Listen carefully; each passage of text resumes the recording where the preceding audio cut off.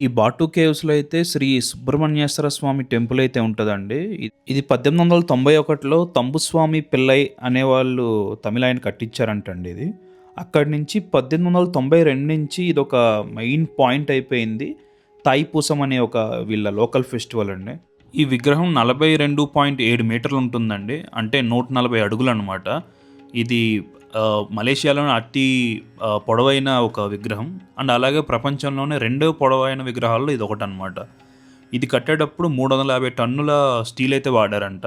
And అలాగే 1550 metric క్యూబ్‌ల concrete కూడా వాడారంట. ఈ కనిపించే మెట్లన్నీ ఎక్కి మనం అయితే గుడి దగ్గరికి కేవ్స్ లోపలికైతే వెళ్తాం అనమాట. మొత్తం ఇవైతే 272 స్టెప్స్ ఉంటాయండి. ఇవి ఎక్కి మనం పైకి రాంగానే ఇక్కడ ఎంట్రన్స్‌లో మనకైతే ఇలా కేవ్స్ అన్నీ కనిపిస్తూ ఉంటాయి. ఈ మలేషియా ఒక ట్రాపికల్ కంట్రీ అవ్వటం వల్ల ఇక్కడంతా చాలా వేడి వేడిగా ఉంటదండి. ఎండైతే దూల తీరిపోతుంది. ఈ గృహలు లైమ్‌స్టోన్‌తో ఏర్పడ్డాయి.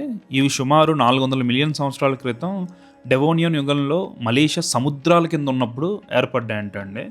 అప్పట్లో మలేషియా సముద్రాల కింద ఉండేదంతా.